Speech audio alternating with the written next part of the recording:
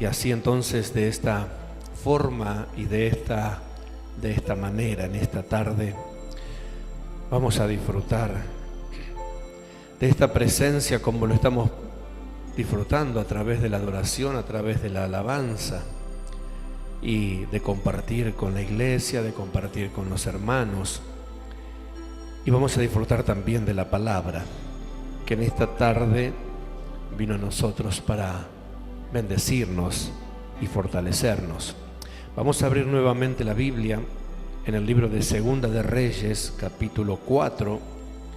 Quiero compartirles en esta noche acerca de la importancia de capacitarnos en Dios, de tener conocimiento en Dios, de poder recibir de Dios sabiduría, de poder recibir de Dios el conocimiento, el entendimiento, para que nosotros podamos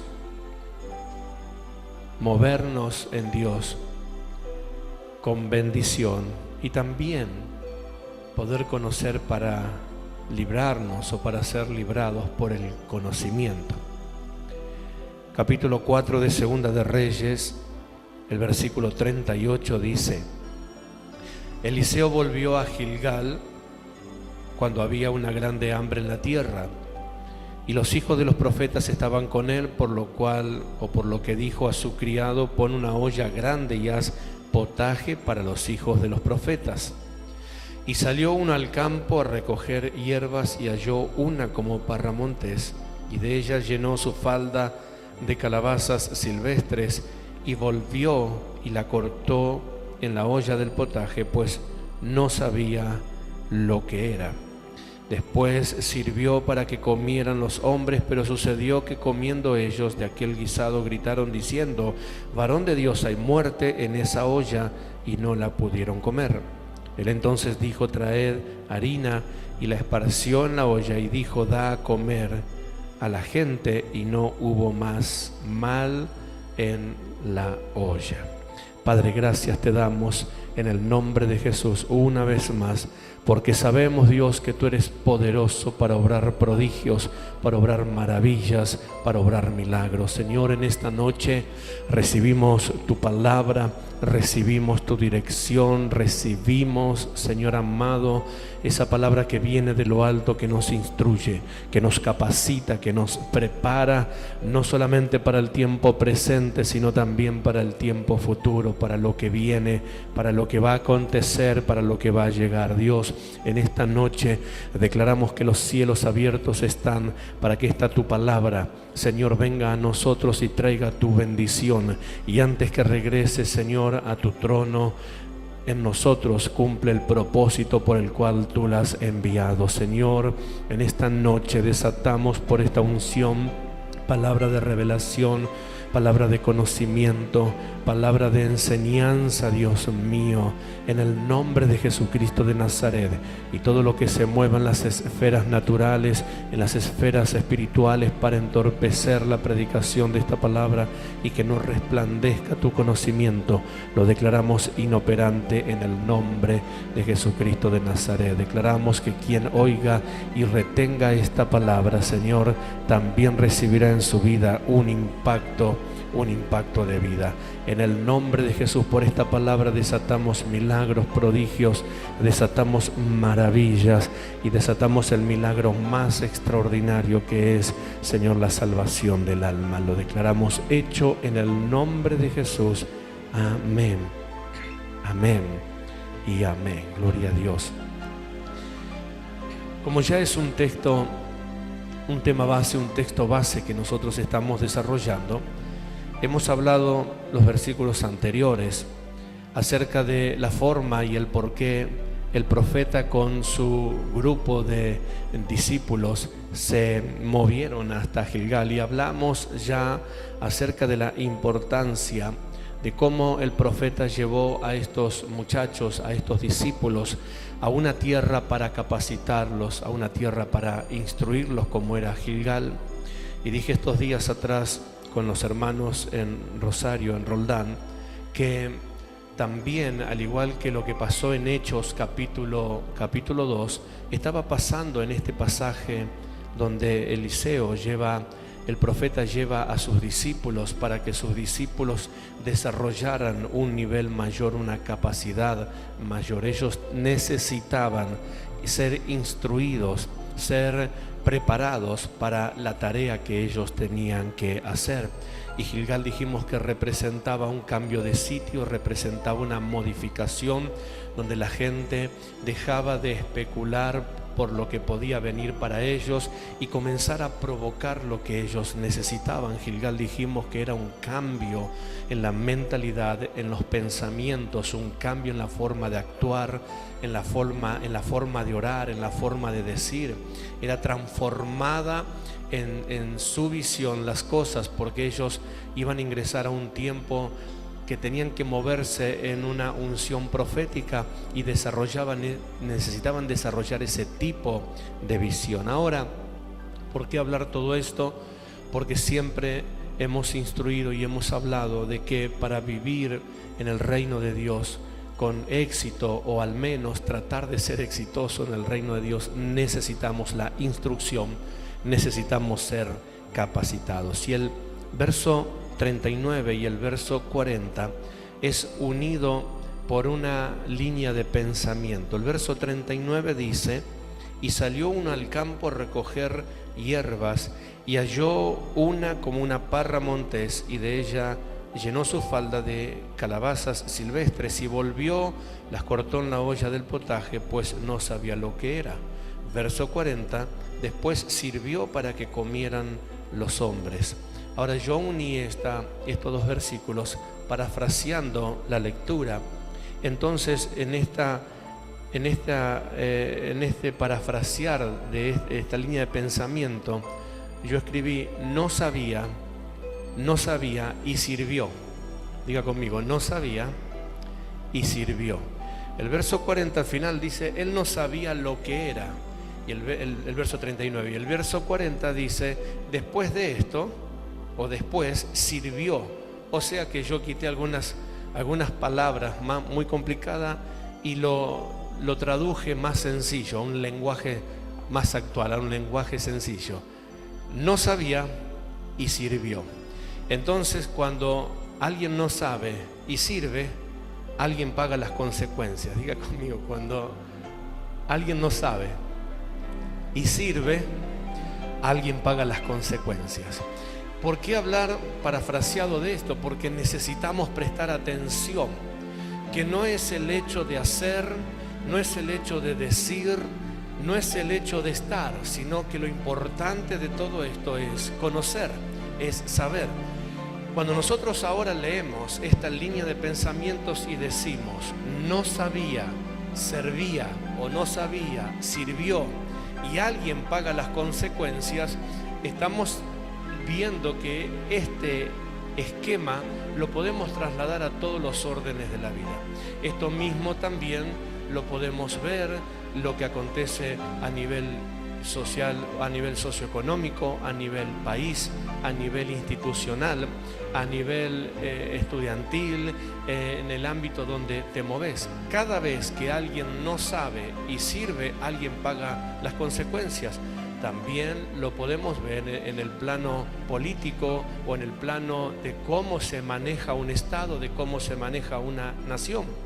El hombre trata de llegar siempre a algún lado o de estar en algún lado, trata de llegar a un escenario, trata de llegar a un lugar de privilegio, trata de llegar, de escalar, de alcanzar.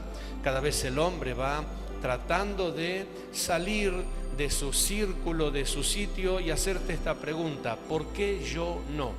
Hubo un tiempo donde la gente entendía que para estar en ciertos lugares había que hacer algo, al menos prepararse, o al menos conocer, o al menos, si no tenía la capacidad de estudiar, al menos tener la valentía de pasar tiempo para aprender en la práctica. Pero como todo se fue deteriorando, se nos instaló a nivel social, por ejemplo, hablando de que cualquiera puede llegar. Entonces de repente tenemos un conductor de programa, o un conductor o un locutor radial que un día se despertó con la idea de poder ser presidente de la nación, y si le da la economía es muy factible que se postule y que llegue. Entonces, cuando alguien sirve, cuando alguien sirve y no sabe, alguien paga las consecuencias.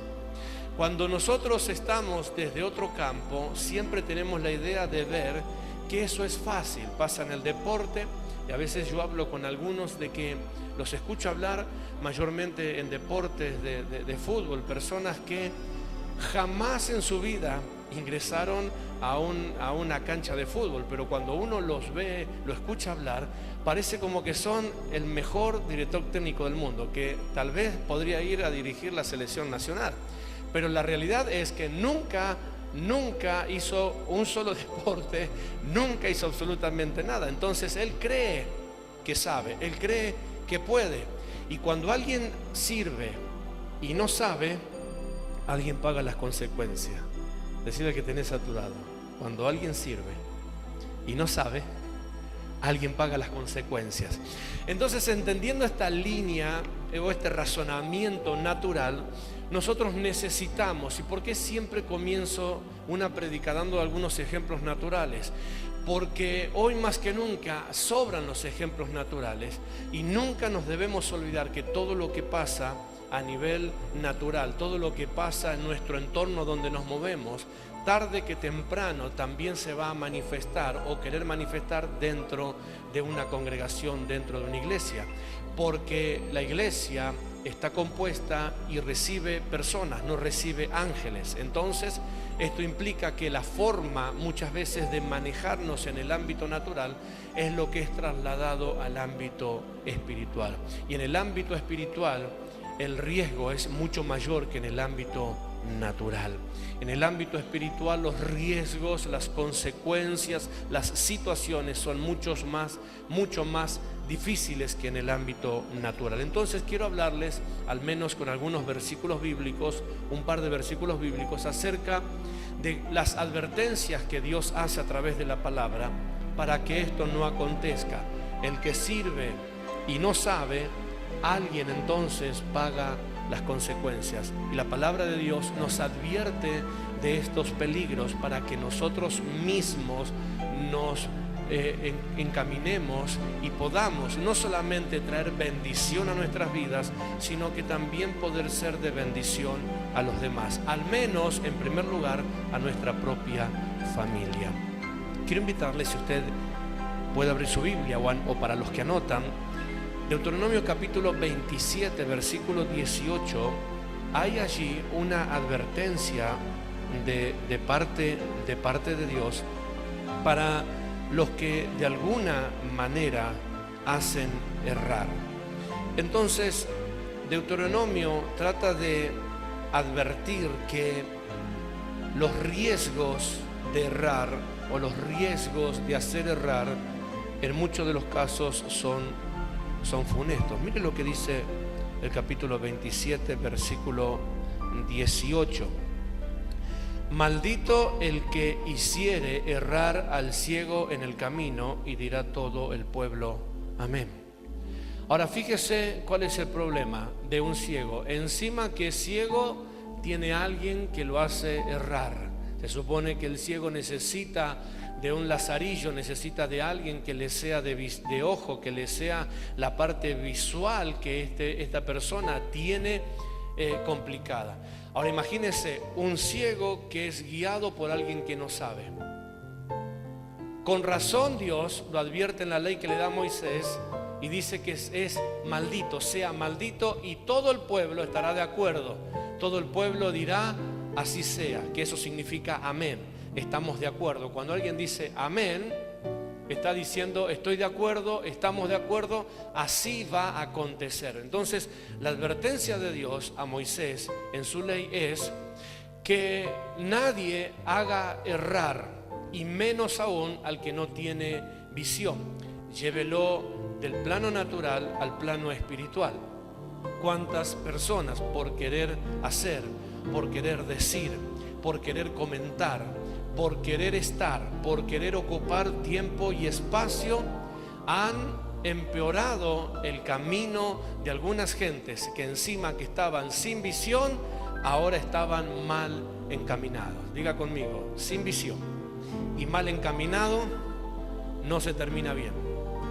Entonces el tema es poder entender que para todas las cosas existe un principio de preparación, existe un principio de conocimiento.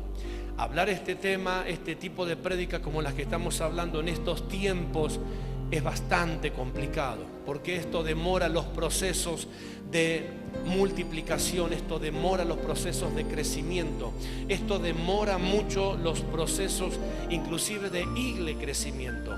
Hoy donde todo el lenguaje en su mayoría es tiempo de aceleramiento, tiempo de empoderamiento, tiempo de expansión, de explosión. ¿No viste que el término ahora es explotó los teléfonos, explotó las redes, todo explota? Todo explota. Explotó la campaña, explotó el culto, Entonces mensajes como esto es como venir con un matafuego, apagar aparentemente todas las cosas. Pero el principio es el principio de Dios. Ahora quiero que en estos tiempos que vivimos de, como dije, mega expansión, yo no sé cuál sería la palabra para utilizar más grande. Antes era, creo que hasta mega llegamos, ultra, hiper, macro, mega, archi. No sé si algunas más, las había estudiado, pero algunas me faltan. Archi, ultra, hiper, macro, mega. Fíjese Dios, porque estas cosas las vas a escuchar a diario, vas a tener que convivir con estas cosas a diario. Fíjese Dios.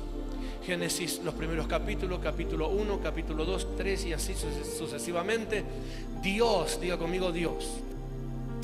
Dios hizo la luz y se tomó el tiempo para ver que la luz era buena.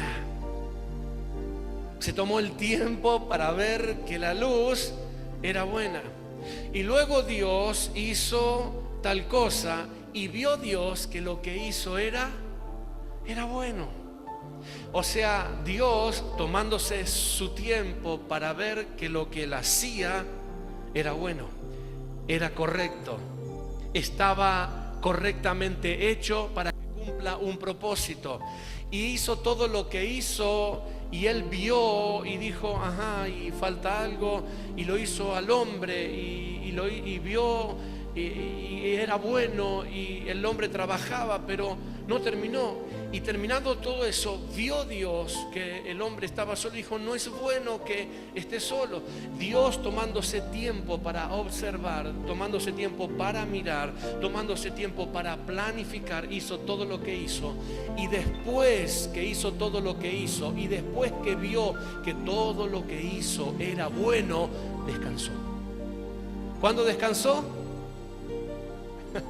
Cuando vio que todo lo que hizo era bueno, cuando vio que todo lo que se tomó su tiempo, y cuando vio que todo cumplía un propósito, estaba funcionando, estaba dentro de la planificación, Dios tomó un día y descansó, reposó. Esa palabra es se aquietó. Se dedicó a observar, se dedicó a mirar, se dedicó a ver la marcha. ¿Por qué hablar estas cosas? Porque parece que vivimos en un mundo tan acelerado, tan apresurado, tan impulsivo por verte de la noche a la mañana exitoso, crecer, multiplicarte, avanzar, obtenerlo, llegar a la luna, que nos olvidamos que Dios, siendo Dios, observó, miró y prestó atención en las cosas que él estaba haciendo. Entonces, Deuteronomio encierra un principio donde dice que es necesario observar, es necesario prestar atención sobre lo que se hace, sobre lo que se dice y cómo se dice y cómo se hace para que puedas o podamos acarrear una bendición. En Deuteronomio dice, el que haga errar a un ciego, el que haga errar a un ciego, el tal será maldito. Y esto es destinado a condenación, destinado a juicio. Entonces esto sería muy saludable que muchos creyentes que están siendo cada día empujados cada vez más por esa fiebre de crecimiento, multiplicación, expansión, pueda detenerse en sus marchas y poder prestar atención, que de esto se trata de caminar con sabiduría. Diga conmigo, caminar con conocimiento. Entonces Deuteronomio dice: maldito el que haga errar. ¿Y qué es errar? Según el diccionario, errar es no acertar, simple como eso. No acertar. No acertar en una planificación, no acertar en un proyecto, no acertar en una tarea, no acertar, o sea, no hacer blanco, no ser efectivo. De eso se trata errar, de no ser efectivo, de no ser de ayuda, de no ser una buena herramienta. Fíjate vos cuántas cosas encierran 4 letras. Cuando Dios nos llamó con un propósito. En el manual de danza dice que Dios llamó a sus hijos para que tengan un propósito. El propósito es poder servir, poder ser de utilidad. El apóstol Pablo habla a sus discípulos, y entre ellos a uno como especial llamado su hijo Timoteo, y le dice: procura presentarte delante de Dios como obrero aprobado. ¿Qué es un obrero aprobado? Un obrero que está apto para la función a desarrollar lo que sea. Diga conmigo, lo que sea. Por segunda vez, por tercera vez. Lo que sea, un obrero aprobado.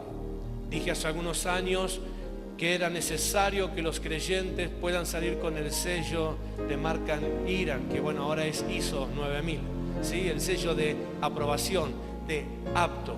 Y el sello de aprobación es lo que Dios, lo que Jesús trató de hacerle entender a los discípulos que ellos necesitaban en Hechos capítulo 2, cuando les dijo: no salgan de Jerusalén hasta que no sean revestidos con el poder de lo alto, porque me serán testigo en Jerusalén, en Judea, en Samaria y hasta lo último de la tierra. Lo que le estaba diciendo Jesús a sus discípulos: ustedes tienen que presentarse, tienen que moverse, tienen que estar como obreros aprobados. Obreros aprobados. Y algo que es aprobado es algo que pasa por un examen. En las empresas importantes, en su gran mayoría, están algunas personas catalogadas exclusivamente, denominadas como encargados para revisión de calidad. Tiene otra palabra, pero sí, ¿cómo se llama?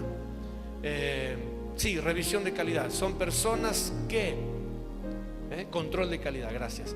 Control de calidad. No hacen otra cosa que decir: está apto, no está apto. En todos los lugares, en todo lo que se fabrican cosas masivamente, hay personas que están encargadas para hacer lo que es el control de calidad. ¿Qué es el control de calidad? Es alguien que observa y que dice: se está haciendo bien las cosas. Entonces eso es el ser un obrero aprobado. Significa que para ser aprobado hay que pasar por un examen exhaustivo. Alguien tiene que ver la marcha, alguien tiene que observar, alguien tiene que prestar atención en cómo se están haciendo esas cosas. No errar, esa es la clave. O errar lo menos posible. Diga conmigo, no errar o errar lo menos posible. De eso se trata este camino de fe, de poder errar al menos lo menos posible. Porque cuanto menos erremos, entonces de esa forma menos esfuerzo tendremos que poner en lo que hay que corregir, y más tiempo y más esfuerzo le podemos dedicar a lo que tenemos que realizar. Otra advertencia bíblica para no errar está en el libro de Miqueas. Si usted anota y luego tranquilo ve en su casa, en el libro de Miqueas, usted va a ver allí que hay una advertencia importante de parte de Dios. Capítulo 3 de Miqueas, que está en la Biblia también.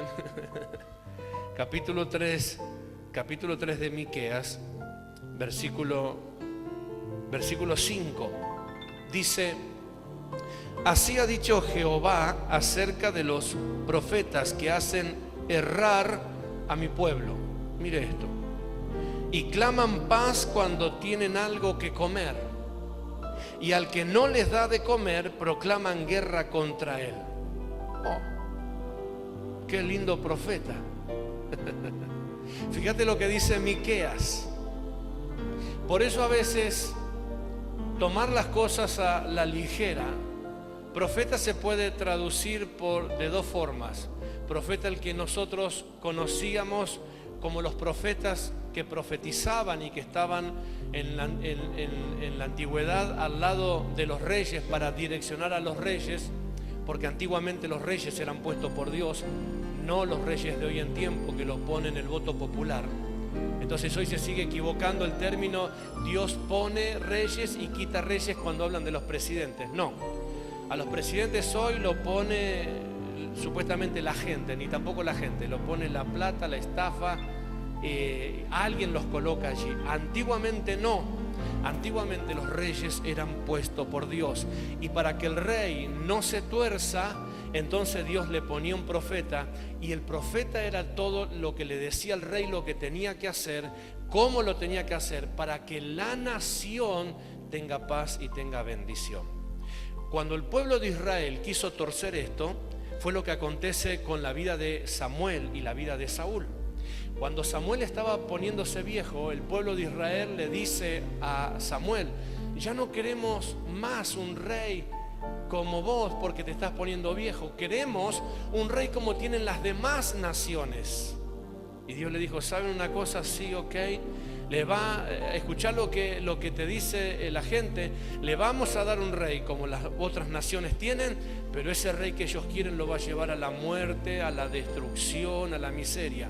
¿Y quién fue el que se levantó? El rey Saúl, que llevó a la gente a la destrucción. ¿Por qué? Porque era un rey que había olvidado la dirección de Dios, era un rey que había olvidado la dirección profética, y como ya Dios no le hablaba más, un día se disfrazó y fue a consultar a una pitonisa, fue a consultar a una bruja. O sea, como Dios no lo aconsejaba, dijo: bueno, si Dios no me aconseja, que me aconseje doña Marta. No hay ninguna Marta acá, ¿no? O Juana, o doña María. Cuando no hubo más voz de Dios, ¿qué hizo Samuel? ¿Qué hizo Saúl? Se disfrazó y se metió entre el pueblo. ¿Y qué fue lo que aconteció? ¡Wow! Algo terrible. Fue y consultó a una pitonisa para que le dé dirección de Dios. Y cuando la pitonisa empezó a consultar, que no consultaba a Dios, obviamente, consultaba a los brujos, consultaba a los espíritus de adivinación, se dio cuenta de que el que la estaba consultando era nada más y nada menos que el rey de Israel. ¡Wow! Y fíjese lo que ocurre cuando no hay lo que tiene que haber, cuando falla, cuando falta la dirección, cuando falta el consejo. Entonces Miqueas le dice a los profetas, y profeta es uno, se traduce de dos formas, ese es uno, y antiguamente también se le decía profetas, por ejemplo, a los que predicaban espontáneamente. Usted verá que antes no se tenía la bendición que se tiene ahora de tener la Biblia como nosotros tenemos. Entonces las prédicas, viste que el apóstol Pablo dice: cuando uno se levanta a profetizar, que uno profetice y los demás escuchen. No es que estaba hablando del profeta que decía así dice no, está hablando de la prédica. Entonces también uno que predicaba estaba tomado dentro de los profetas porque hablaba espontáneamente por el Espíritu de Dios. No se podía decir como ahora: anótelo, búsquelo en su casa. No había Biblia, no había forma. Entonces el predicador no tenía tablet ni la tecnología que hay hoy para predicar. solamente que él, inspirado por Dios, se ponía en pie y enseñaba y predicaba por inspiración divina. Ese también estaba tomado dentro de los que profetizaban. Pero ¿qué dice Dios? A estos que hablan, a estos que dicen, a estos que comentan, dice, tengo contra ellos, o hay de ellos, verso 5, los profetas que hacen errar al pueblo. ¿Cómo alguien que supuestamente está enviado por Dios hace errar al pueblo? Esto es lo que pasa cuando los predicadores o los que están en liderazgo o los que están en un lugar para dirigir o para comandar o para direccionar tienen convenios con el pueblo o con la gente. De acuerdo a lo que reciben de la gente es lo que a la gente le dicen. Entonces Dios le dice en Miquea, tengo contra los profetas que profetizan bien cuando le dan de comer. Cuando no le dan de comer, los maldicen. Hay guerra contra ustedes, etcétera, etcétera. Entonces Dios se enoja contra este tipo de gente. Dios se enoja contra este tipo de accionar. Y créame que hoy han pasado tantos años y aún sigue habiendo esta misma manifestación. Por eso siempre repetimos una misma palabra, que estamos viviendo en tiempos difíciles, en tiempos peligrosos, donde hay muchos que le dicen a la gente lo que la gente quiere oír, porque eso le gusta a cualquiera. Pero dice Dios, ay de los que hagan errar a mi pueblo. ¿Y qué es hacer errar? Dije antes, según el diccionario, errar es no acertar. Ay de los que no les son útiles a mi pueblo. Eso es lo que está diciendo Dios, en otras palabras. Ay de aquellos que por conveniencia no encaminan bien a mis hijos. Ay de aquellos que por conveniencia no les son herramienta útil a mis hermanos, no les son herramientas útiles a mis hijos, no les son de utilidad a mi pueblo. Entonces por eso de esto se trata, de que cuando alguien sirve y no sabe, alguien paga las consecuencias. ¿Está entendiendo por qué dije ese ejemplo? Cuando alguien sirve y no sabe, alguien entonces paga las consecuencias. Mire lo que es la segunda o la tercera advertencia. Vaya a Primera de Crónicas, capítulo 25, o anótelo para leerlo en su casa, si después lo va a leer en su casa. Primera de Crónicas, vamos a llegar hasta allí y vamos a ver lo que pasa en ese momento que David necesita ordenar el servicio a Dios. Primera de Crónicas, capítulo 25, verso 1. Asimismo David y los jefes del ejército apartaron para el ministerio a los hijos de Asaf, de Emán y de Judutún, para que profetizasen con arpas, salterios y címbalos, y el número de ellos hombres, ¿alguien alcanzó a leer conmigo? Hombres idóneos para la obra de su ministerio. Hombres idóneos para la obra de su ministerio. ¿Cuáles eran los ministerios?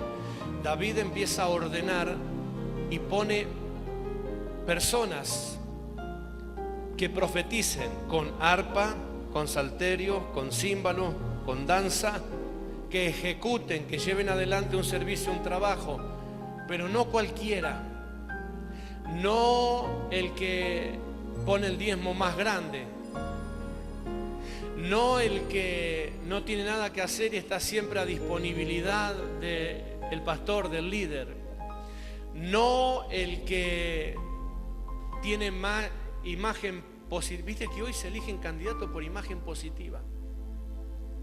Es increíble. No dice la imagen positiva le da el 70%. Imagen positiva.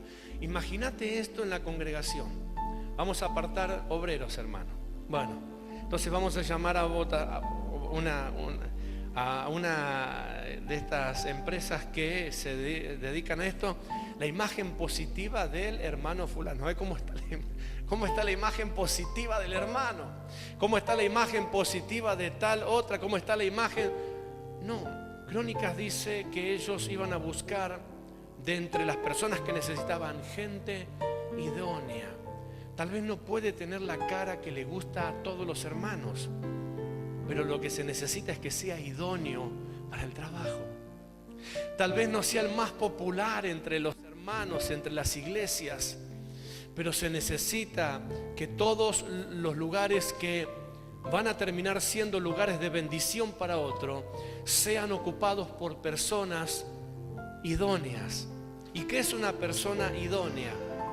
Según el diccionario, es idóneo, es apropiado para algo. Apropiado para algo. Personas apropiadas para algo. Personas propias, personas que estén adecuadas para algo. Eso es idóneo, adecuado o apropiado para algo.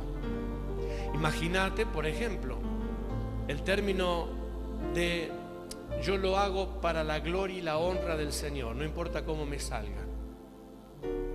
¿Cuántas veces habrá escuchado ese término? ¿Yo solo? ¿A cuántos les gusta cantar para Dios? Amén.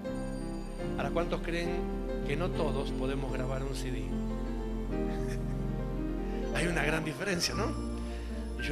Me encanta adorar a Dios, me apasiona alabar a Dios, pero no podría salir como un cantante cristiano porque no soy idóneo para el tema. Ahora, le puedo cantar a Dios, pero no puedo grabar un CD. Tendría que ir a canto, le hablaba la vez pasada a los jóvenes y les decía que cuando estábamos haciendo instituto bíblico teníamos que preparar un coro. A fin de año era la graduación y teníamos que preparar un coro para estábamos primero nosotros teníamos que integrar un coro que iba a presentar un especial para los que se graduaban en tercer año. Entonces, con el paso de los años aprendí a entonar un poco, aprendí en melodías, pero en ese momento lo único que me tenía era la pasión por cantar a Dios. Pero había un profesor que sí sabía y nos hizo la prueba a todos los alumnos y cómo lo bendigo a este profesor. Y uno por uno, y claro, los que sabían cantar era como que iban al examen sabiendo que venía el 10.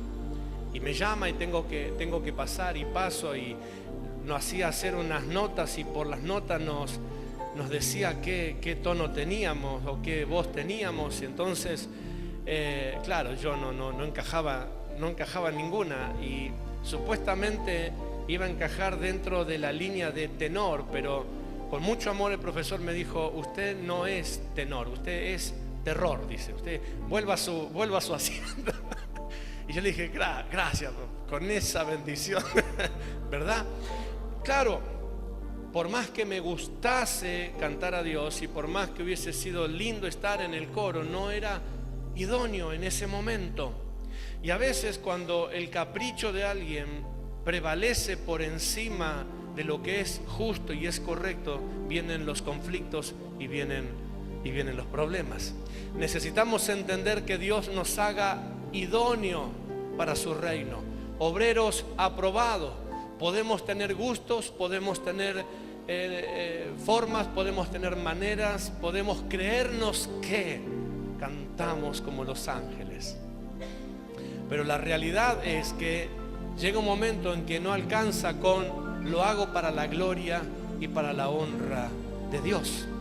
Así nosotros hablamos sobre todas las cosas que se hacen, y hoy vemos a muchas personas que están en apremios, en conflictos, están con dificultades en su vida personal y son de dificultad para la vida de otros por no haber entrado en ese camino de lograr ser idóneos o lograr ser aprobados. La vida de fe requiere de sabiduría de Dios, de conocimiento para lo que sea que tenemos que hacer. Dios necesita aprobarnos, Dios necesita prepararnos. Diga conmigo, preparados para ser de bendición. Entonces mire lo que dice David: vamos a poner cantantes, vamos a poner cantores, danzarines, danzarinas, vamos a poner gente, músicos, pero vamos a tener una particularidad: hombres idóneos para la obra de su ministerio, hombres idóneos. Y la persona idónea es apropiado, que sea apropiado para algo. Yo siempre digo lo mismo: no importa qué tarea en el reino me toque hacer, haga lo que haga, sea mayor, más visible, menos visible, sea más puesto delante o en el fondo, en cualquier parte de la fila que me toque estar, lo que yo tengo que asegurarme es que sea idóneo para hacer lo que tenga que hacer.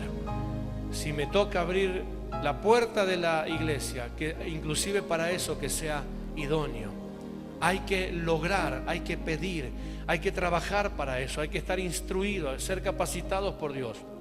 Cuando hablamos de la iglesia primitiva, la primera iglesia apostólica, dice la Escritura que los hermanos se multiplicaban y los apóstoles no querían dejar de predicar. Entonces ellos buscaron diáconos. Los diáconos no son la segunda pluma del cacique. Diga conmigo, los diáconos no son la segunda pluma del cacique. Cuando en las iglesias se apartan diáconos, parece como que están jerarquizando a un hermano que siempre ayudó, pero que ahora manda más que Dios. Entonces hay grandes problemas. Hemos luchado todos estos años nosotros, la iglesia apostólica, para enseñarle a la gente, para enseñarle al pueblo de que nosotros nos movemos como un equipo, que somos un cuerpo y que el cuerpo trabaja en conjunto, acompañado, apoyándose en el otro, que somos todos necesarios para la obra de Dios, que nadie es indispensable excepto el Espíritu Santo de Dios, que estamos juntos en un camino, acompañando, que para algo somos buenos, pero no somos sobresalientes. El único sobresaliente es Dios, el único extraordinario es Dios, el único maravilloso es Dios. Todos nosotros estamos en el intento de poder serlo. ¿Está entendiendo lo que estoy hablando? Entonces estamos al lado el uno del otro, acompañándonos y tratando de ser de bendición en este camino de fe. En la iglesia apostólica, donde estaban los primeros apóstoles, empezaron a ver los primeros problemas de que la gente se quejaba porque eran atendidos primero, no alcanzaba el tiempo. Dice, a mí me dejan siempre para lo último, siempre atienden a este primero. Entonces los apóstoles dijeron, nosotros vamos a continuar con la predicación y vamos a buscar hermanos, obreros, diáconos. Ahí sale la elección de los primeros diáconos, para que sirvan a la mesa. No recorrían las naciones, no viajaban de nación a nación, no aeropuertos, nada. Servir a la mesa. Y para servir a la mesa, ¿sabe qué es servir a la mesa? Hacer de mozo, servirle la comida a los hermanos, servir el desayuno a los hermanos. Dice, busquen de entre vosotros a 7 varones llenos de ¿qué? Miren los tiempos de hoy. Que tengan imagen positiva entre el pueblo, que sean populares, que tengan muchos likes en el Facebook, que tengan muchas visitas en el Instagram.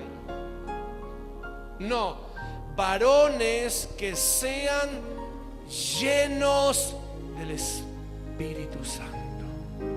Y entre ellos apareció Esteban, que luego se convirtió en evangelista y luego se convirtió en mártir de la iglesia por predicar a Jesucristo lleno del Espíritu Santo.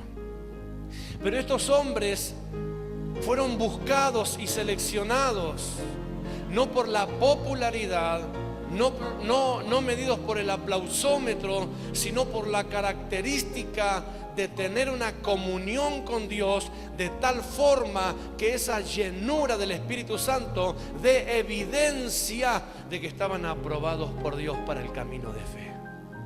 Aprobados por Dios.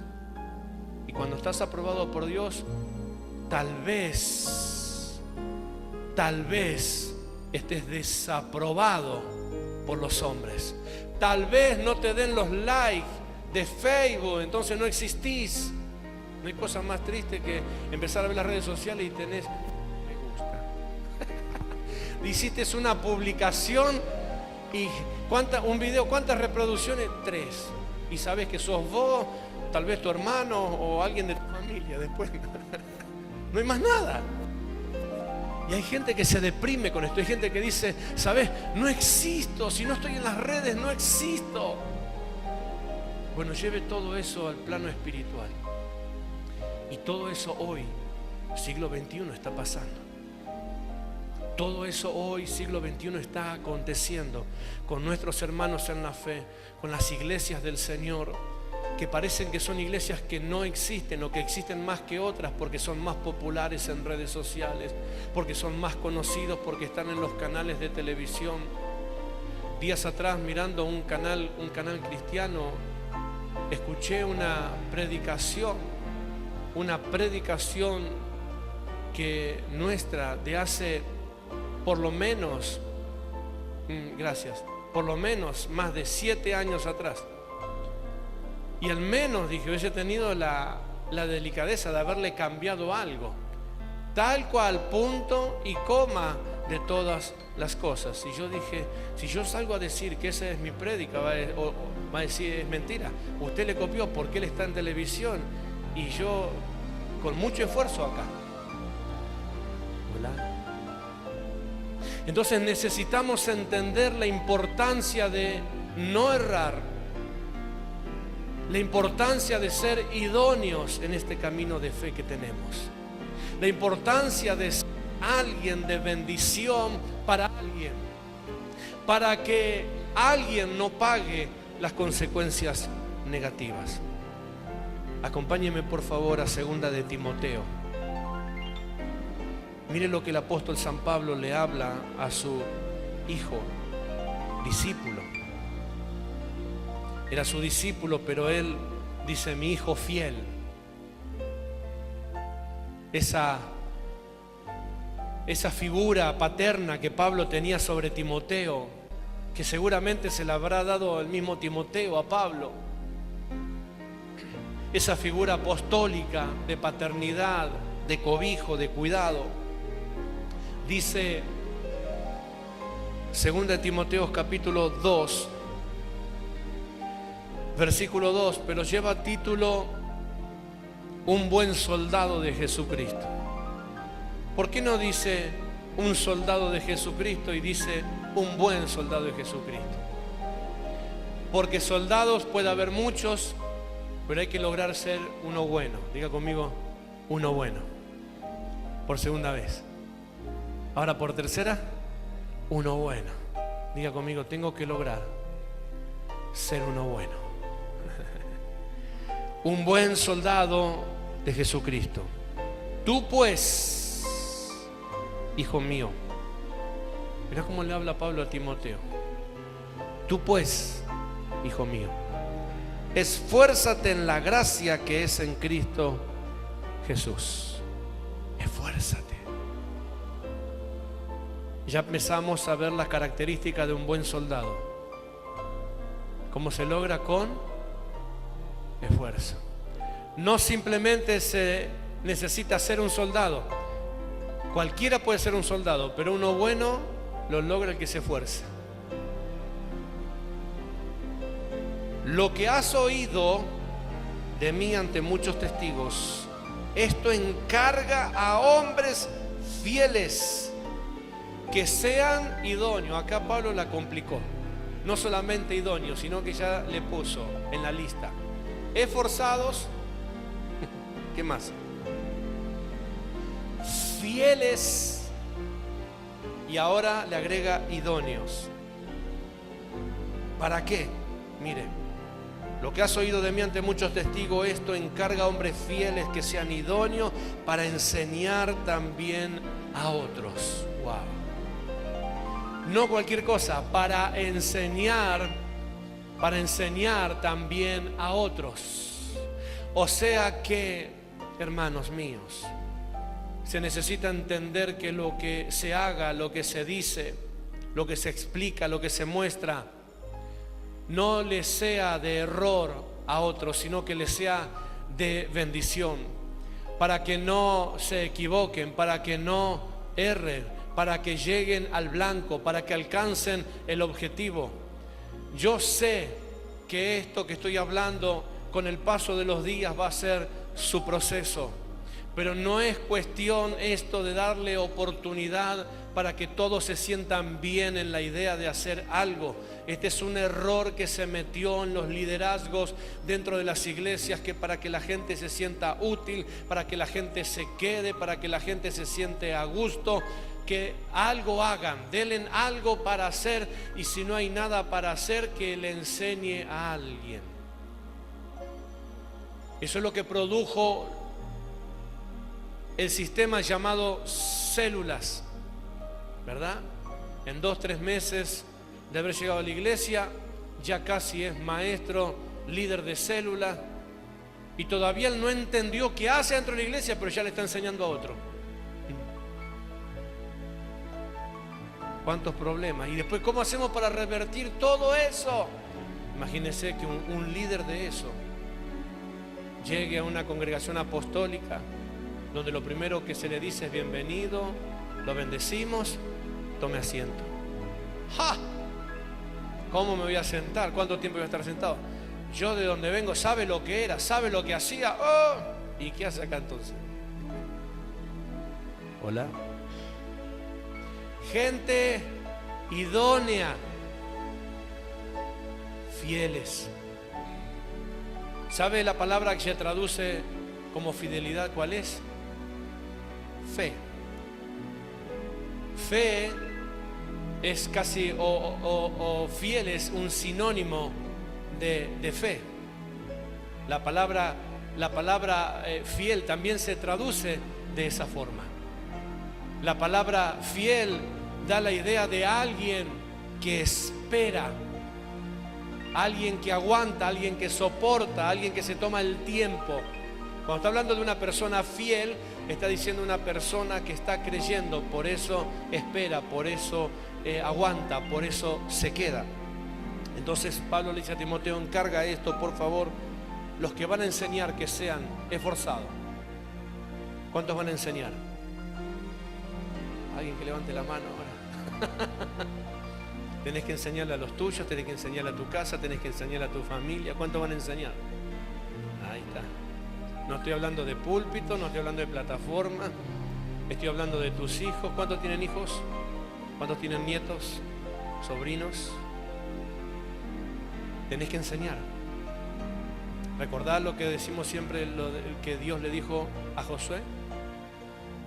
Guarda la palabra de este libro, átalas a tu cuello, enséñalas, medita en ellas cuando vas por el camino, de día, de noche, al levantarte, al acostarte, enséñalas a tus hijos y a los hijos de tus hijos. No habló de iglesia, no habló de ministerio, no habló de aeropuerto, le dijo encárgate de los tuyos, encárgate de tus hijos, de tus nietos, enseñales la palabra. Vos tenés que enseñarle la palabra a tus hijos y a los hijos de tus hijos, o sea, al menos los nietos primarios, hasta que te alcance la vida. Y si tenés varias generaciones de nietos, bueno, todos te van a tener que aguantar. Decir al que tenés a tu lado, todos te van a tener que aguantar. Le tenés que enseñar. Mayormente, que es lo que hace el común denominador de hoy. Ay, que le enseñe otro, que le enseñe fulano. Mandalo que le enseñen, mandalo a la escuelita que le enseñen. Está bien, gloria a Dios que tenemos maestros que enseñan, pero la tarea es de los padres, así que hay que enseñar. Para enseñar hay que ser esforzado, porque el esforzado te convierte en un buen soldado de Jesucristo. Esforzado, hay que ser fiel y hay que ser idóneo. Mire lo que dice el verso 3. Tú pues sufre penalidades como buen soldado de Jesucristo. Claro, Acá ya se quemó el título de la película. Iba a ser un éxito, pero con este título. Sufre penalidades, le dice. Como buen soldado de Jesucristo. ¿Por qué? Porque lamentablemente el querer hacer las cosas bien siempre trae penalidades, siempre trae sufrimiento. Y alguno va a decir, no, pero no es así. Bueno, entonces le cambio el texto bíblico y le relato el Salmo. Dice, muchas son las ¿qué? Las aflicciones ¿de quién? Del justo. Porque un justo va a sufrir muchas aflicciones. Se supone que las aflicciones son para el injusto, pero es al revés. Muchas son las aflicciones del justo, mas de todas ellas lo librará el Señor. Porque hacer las cosas bien siempre trae penalidades. Hacer las cosas correctas siempre trae penalidades. Decir las cosas que hay que decir las cosas como son, siempre traen consecuencias, trae críticas, trae amargura, trae desolación, trae olvido. Hola. Mientras Jesús hacía lo que tenía que hacer y sanaba y daba de comer y multiplicaba los panes y los peces, la gente lo ovacionaba, lo abrazaba, lo querían tocarse, querían llevar un pelo de él, cualquier cosa. Pero cuando él cambió el mensaje y empezó a hablar del reino y apretó el paso, los discípulos le dicen, maestro, cambia el mensaje, cambia el discurso, la gente se va.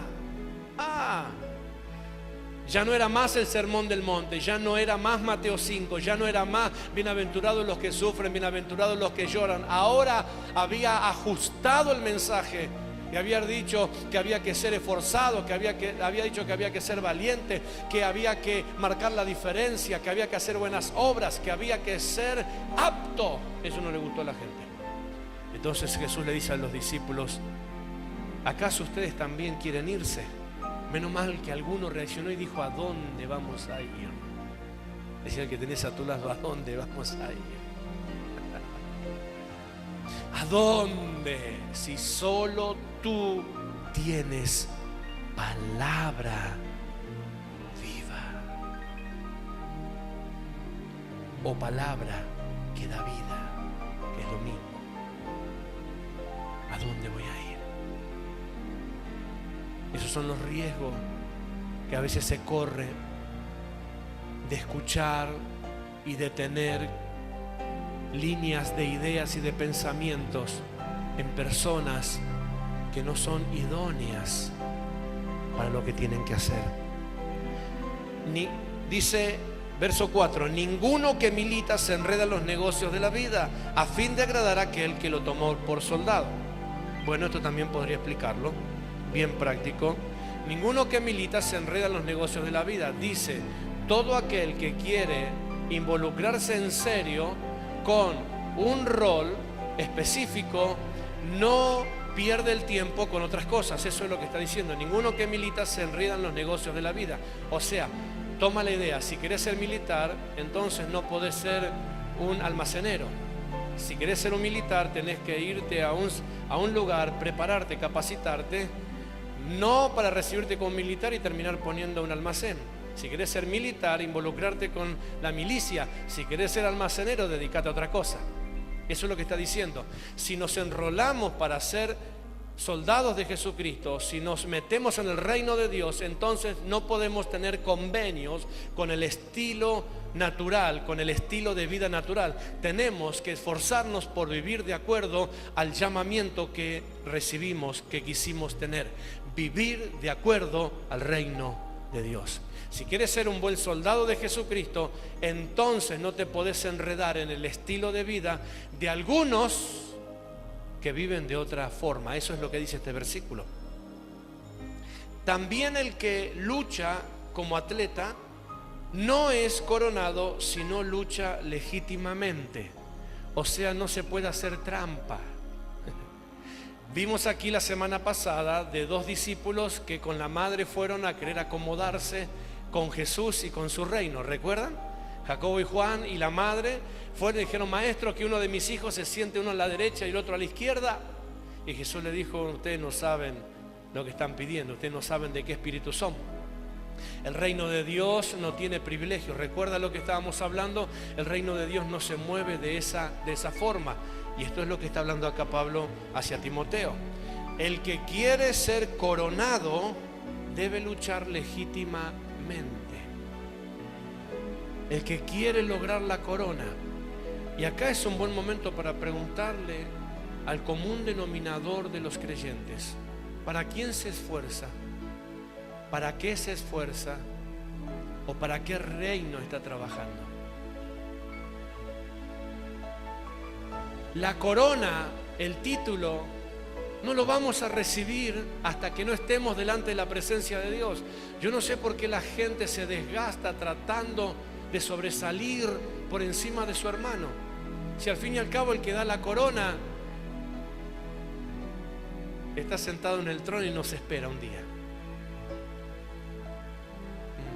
Gracias. Yo no sé por qué la gente se desespera en llegar primero, en ser sobresaliente, en ser más popular, si al fin y al cabo ninguno de nosotros acá vamos a recibir la coronita. Decía que tenés a tu lado, ninguno con corona. Cuando nosotros estemos delante del Señor, ahí se abrirán dos libros. No uno, dos. Uno es el de la vida, el cual tiene nuestros nombres escritos. Así que el que todavía no recibió a Cristo y no anotó su nombre en ese libro, hágalo más rápido que ligero. Porque el día que ese libro se abra, el Señor llamará. Y ahí vamos a tener que decir, imagina que empiecen a llamar y no aparezco en la lista. Y no aparezco en la lista y no. No importa si no estás en la lista de contactos de un amigo, de un importante. No importa si no estás en la lista de los más populares. No importa si no te tienen agendado los más importantes. Lo que importa es que cuando se abra ese libro, tu nombre esté escrito allí y el Señor te llame. Y el segundo libro que se abrirá es el libro de las obras. Y ahí en el libro de las obras estará registrado todo lo que hicimos bien y lo que erramos. Entonces el Señor va a hacer un balance económico y ahí aparece el debe y el haber. ¿Está escuchando? Entonces, de acuerdo a las obras correctas que hicimos, el Señor nos dirá, bueno, tantas piedras, tantas gemas, tantas piedras preciosas para tu corona. Y de acuerdo a las cosas que hayamos hecho mal, equivocadamente o sin conocimiento, bueno, te di 10 demas, pero acá le erraste, vamos descontando. O sea que esto es graficado así: cuando el libro de la vida se abra y nuestros nombres estén escritos, ahí será el momento en que viene la coronación. La diferencia es que de acuerdo a las obras correctas, tendrá una corona con muchos adornos o tendrás una corona pelada. Preguntale que tienes a tu lado, ¿qué querés? ¿Una corona con adornos? Preguntale, ¿una corona con adornos o una corona pelada? ¿Qué quiere? Una corona con adornos, sería lindo, ¿no es cierto? Una corona donde esté llena de piedras preciosas y que haya un montón. Bueno, eso sabe de qué va a depender.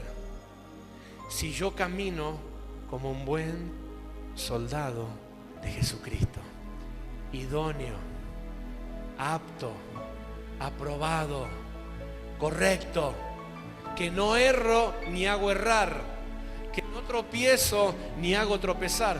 Y para esto necesito instrucción, conocimiento. Diga conmigo, conocimiento. Entonces sigue diciendo versículo 6, ya termino. El labrador, para participar de los frutos, debe trabajar primero. Pero como estamos en el mundo del revés, primero queremos los frutos y después trabajar. Primero queremos los aplausos y después hacer lo que hay que hacer. Primero la presidencia y después militancia. porque es el reino del revés. O sea, no hacer nada, pero recibir todo. La Biblia dice, el labrador primero ¿qué hace? Trabaja, primero se esfuerza, labra la tierra, se dedica, es fiel a lo que está haciendo, siembra, es fiel porque espera la cosecha y luego levanta el fruto. Esa es la forma. Y eso le está hablando, por eso le está diciendo a Timoteo, van a llegar los momentos de aplauso si trabajas correctamente. Van a llegar los momentos de recompensa si te esforzás y haces lo que tenés que hacer.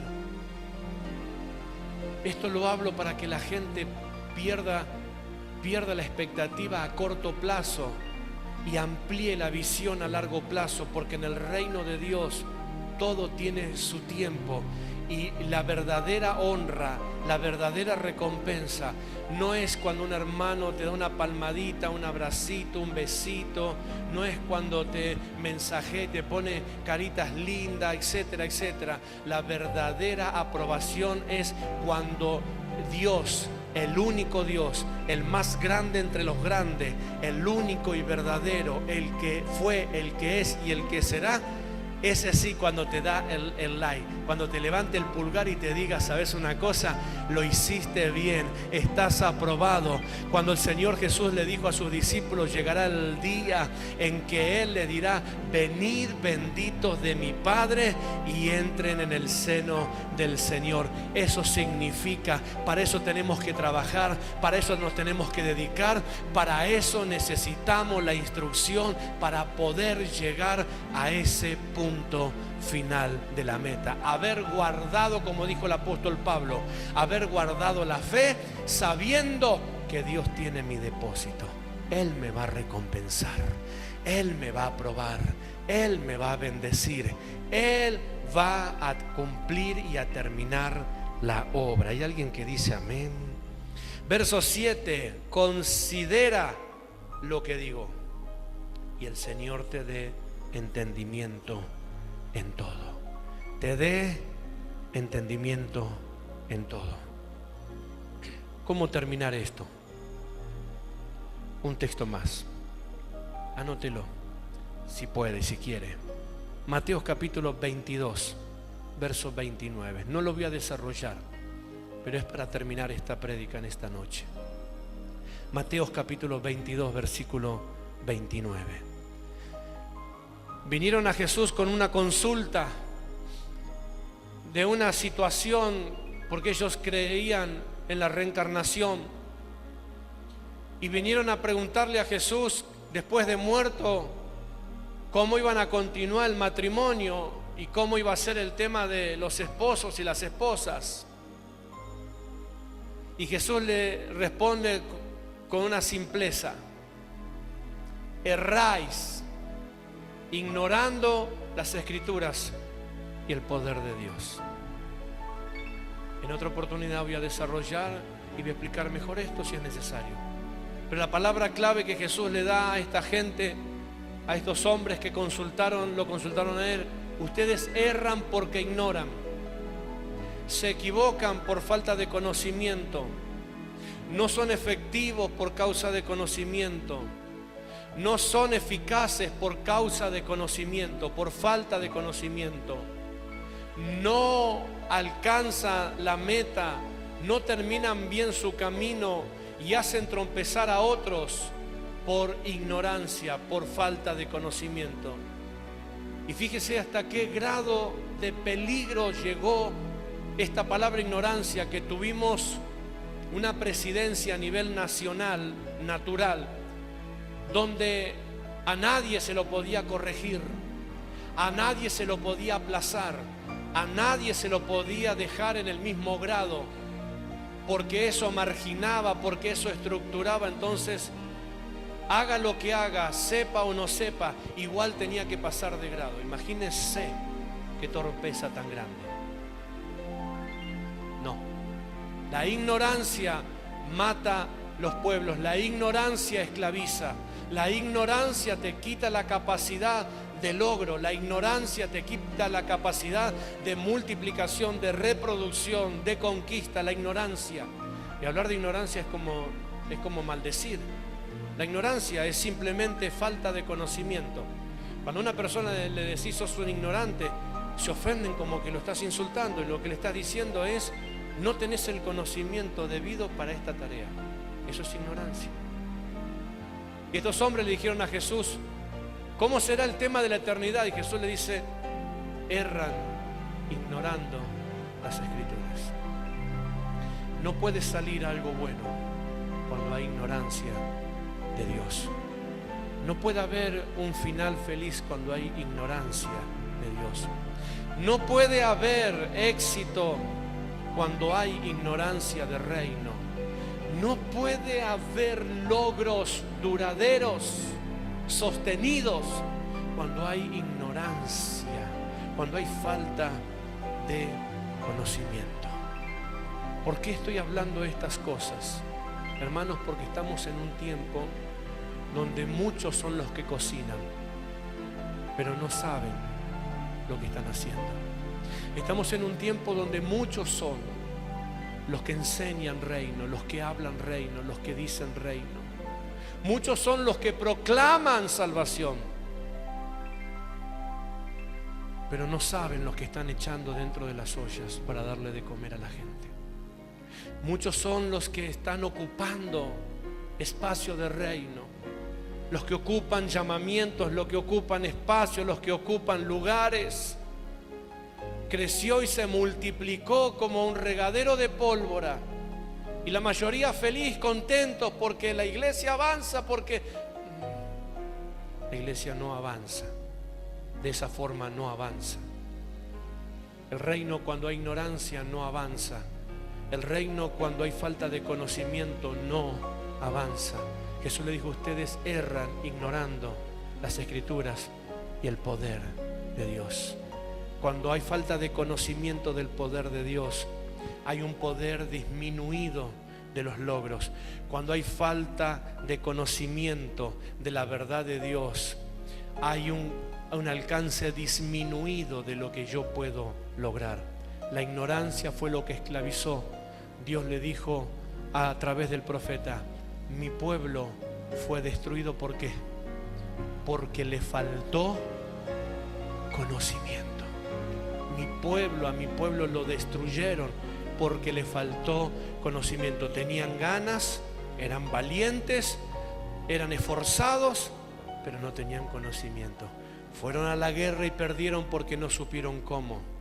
Fueron a hacer el camino que tenían que hacer y perecieron porque no sabían cómo. Entonces esta palabra es para que todos y cada uno de nosotros podamos entender que Dios quiere lo mejor para su pueblo, para su iglesia, pero eso se va a manifestar a través del conocimiento, a través de la aprobación de Dios.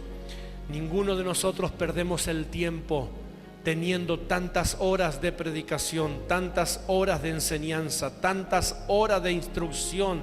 Lo mejor que te puede pasar y me puede pasar en esta vida de fe que tenemos es que no me falte la instrucción divina, porque sin conocimiento difícilmente llegaremos al final, la meta. Aleluya. Hablarte en esta noche esto es decirte: prepárate, equipate, instruite, pedile a Dios, llénate del Espíritu de Dios. No pierdas tu tiempo, ni dentro de la iglesia ni fuera de la iglesia. Esforzate más que antes, porque esto requiere más esfuerzo que antes. Busca tu comunión personal con Dios, busca tu comunión personal con el Espíritu Santo. Dedícale a tiempo, hablale a Dios para que Él te apruebe, para que Él te dé el conocimiento. Busca la sabiduría. Dios dijo: si alguien tiene falta de sabiduría, de los cuales yo soy el primero, pídala a Dios, el cual es bondadoso y da con amplitud su conocimiento, el cual dará a todos y sin reproche. Ya no es tiempo para decir, es que yo no sabía, nunca me dijeron. Es que nunca me enseñaron, nunca me explicaron. Este es un tiempo que necesitamos más que antes. Primero, para no tropezar. Y segundo, para no hacer tropezar. Diga conmigo, para no tropezar. Y para ayudar que otro no tropiece. ¿Está preparado? ¿Quiere esto para usted? Póngase en pie, acompáñeme por favor. Aleluya. Y ni hablar lo que Dios le habla al pueblo en el libro de Ezequiel, cuando habla de los atalayas. Pero ya lo vamos a observar hoy. Quiero invitarte a que te quedes con esto. Cuando alguien sirve, cuando alguien no sabe y sirve, cuando alguien no sabe y sirve, alguien paga las consecuencias. Cuando alguien no sabe y sirve, alguien paga las consecuencias. Y quiero invitarte que en esta noche, cada uno de nosotros, sin obligación ninguna, nos despojemos de esa idea de hacer por hacer, de estar por estar, de ocupar espacio, tiempo o anhelar cosas que tal vez no es o no sea para nosotros. Muchas veces le hablé del cuerpo y como el apóstol dice, cada miembro bien concertado va edificándose. De poder funcionar sencillamente en el reino, poder funcionar y decir, bien, a mí me tocó esta tarea, esta parte del reino, estoy en esta ciudad, estoy en este pueblo, estoy en este lugar edilicio. Ok, gloria a Dios. No me atrae Hollywood, no me atrae Miami. Estoy acá, estoy feliz, estoy contento, porque lo único que quiero hacer es hacerlo bien, porque lo único que anhelo hacerlo es hacerlo bien, porque lo único que anhelo es que lleguemos y que estemos juntos con el Señor y que podamos disfrutar y que podamos compartir esa eternidad con el Señor. Si es uno, si son miles, da igual. Lo importante es que lo logremos hacer como Dios quería, que lo logremos hacer como Él quería. Haz lo que tengas que hacer en Dios, pero hacelo bien, hacelo para Dios. Esforzate por ser aprobado por Dios, esforzate por ser aprobado por el reino, esforzate para que Dios te diga que bueno, lo estás haciendo bien. Y si vienen penalidades, no te hagas problema, el Señor también te va a dar la fortaleza para vencerlas.